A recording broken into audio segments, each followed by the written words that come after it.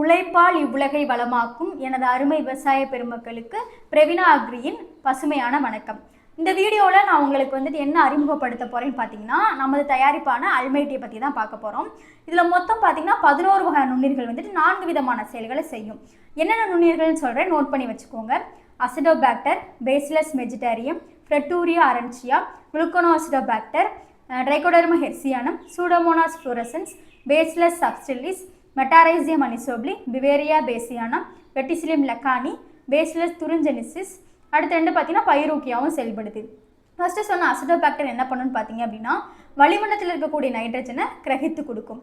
பொதுவாக தலைச்சத்து எதுக்காக தேவைப்படும் பார்த்தீங்கன்னா, நல்லா உங்களுக்கு இலைகள் தள்ளுறதுக்கு, நல்லா உங்களுக்கு அரும்பு கட்டுறதுக்கு பயன்படும். அடுத்து பார்த்தீங்க அப்படின்னா பேசிலஸ் மெஜிடேரியம், இது என்ன பண்ணுன்னு பார்த்தீங்கன்னா, தாவரங்களுக்கு பாஸ்பரஸ் சத்தை எடுத்து கொடுக்கும். பாஸ்பரஸ் சத்து இருந்தால் தான் உங்களுக்கு செடிகளில் நல்லா உங்களுக்கு மொட்டு வைக்கும், மகசூலுமே அதிகரிக்கும்.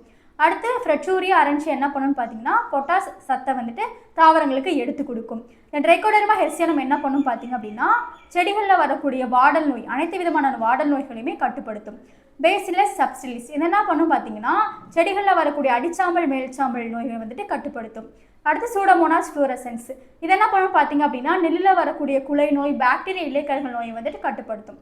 அடுத்து பார்த்தீங்க அப்படின்னா, இந்த Metarhizium anisopliae, Beauveria bassiana, Verticillium Lakhani, இந்த பேசிலஸ் துரிஞ்செனிசிஸ், இந்த 4 நுண்ணுகள் என்ன பண்ணும் பார்த்தீங்க அப்படின்னா, செடியில் வரக்கூடிய இலைப்பேனு, செம்பேனு, அந்த வால்பேனு, இந்த மாதிரி சாரூஞ்சிர பூச்சி, இலை தின்னும் புழு, வண்டு, இந்த மாதிரி பூச்சிகளை கட்டுப்படுத்தும். இதை எப்படி பயன்படுத்துன்னு பார்த்தீங்க அப்படின்னா, ஏக்கருக்கு 1 பாக்கெட்டு. இதே வருடப்பயிர்கள் எடுத்துக்கிட்டோம் அப்படின்னா ஏக்கருக்கு 2 பாக்கெட். இந்த ஒரு பாக்கெட் பார்த்தீங்கன்னா 250 கிராமு.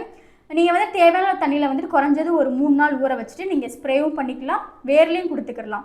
இல்லை எரு இல்லை மணலோட கலந்து நீங்கள் அடி உரமாகவும் பயன்படுத்திக்கலாம். எனவே அனைத்து விவசாயிகளும் இந்த அல்மைட்டியை பயன்படுத்தி அதிக மகசூலை பெறுமாறு தாழ்மையுடன் கேட்டுக்கொள்கிறேன். நன்றி.